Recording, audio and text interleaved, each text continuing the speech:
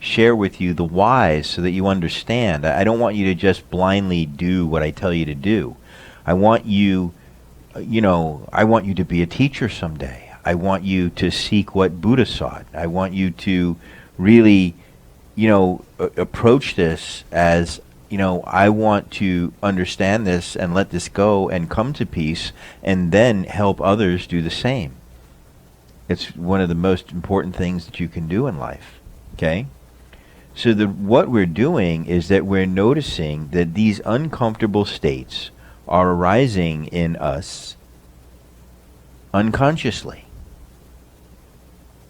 What you are doing is you are bringing your consciousness to it. Because these things are from our conditioned mind, the way that our mind has been programmed, and habitually are just happening. They're just automatic habits. They're just happening. When you bring your consciousness to it, you begin to at first slow it down. Sometimes you can completely stop it. Sometimes you can only slow it a little. But the more you just stay conscious to, sometimes I'll even say, hey, mind, we're not doing that anymore. Okay, so I just need you to stop. All right, don't create this pain for me. I don't want it. I'll say this out loud. Like, mind, this is not necessary right now. This doesn't have anything to do with the moment. Stop. And I find that my mind stops. My mind... No? Sometimes it works. So, but, sometimes is good. You know what I mean? If it works sometimes, the more you practice it, the more it works. And it's not even like works. It's not like some magic trick. It's just that some things are nested way deeper inside of us. So it takes more time, more conscious. You know what I mean? Some things are really scary. Some things are really hurtful. We have pain in us. But the idea is that we are bringing consciousness to that which is now unconscious. And by bringing our consciousness to it, now we have say in the matter. Now it's like, okay, let's break this up. Let's let this go. Let's not create this anymore.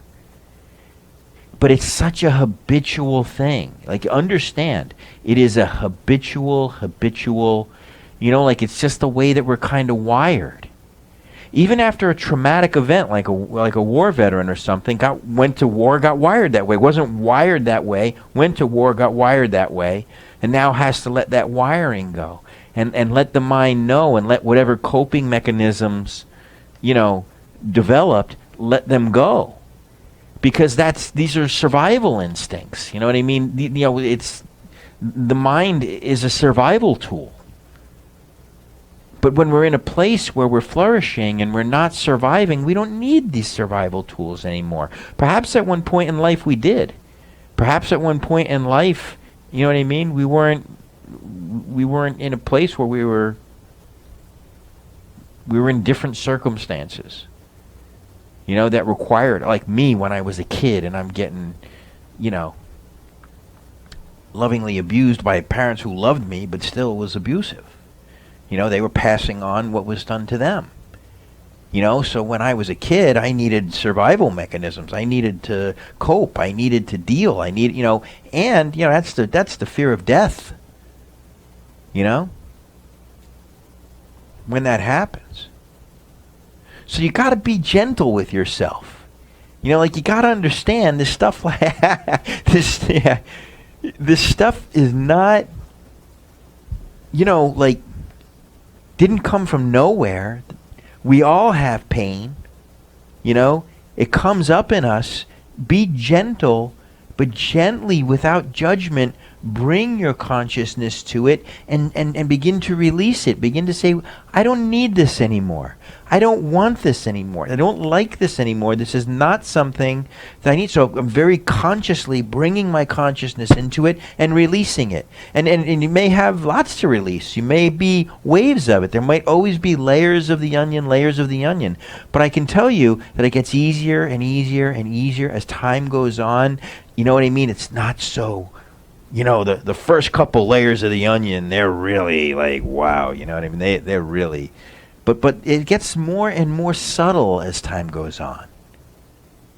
And it gets a little easier, and you begin to be able to change it in its subtle form. And you become just not so tolerant of the mind-body creating these inner states for you. You're just like, no. Why? Because you are residing as the self, and as you realize the self, it is the self that's saying, the mind, you work for me. I don't work for you. You work for me, and you will do as I say. And as you reside as the self, the mind has no choice but to do as you say. Because the thoughts need you to exist, but do you need the thoughts to exist? No way. No way.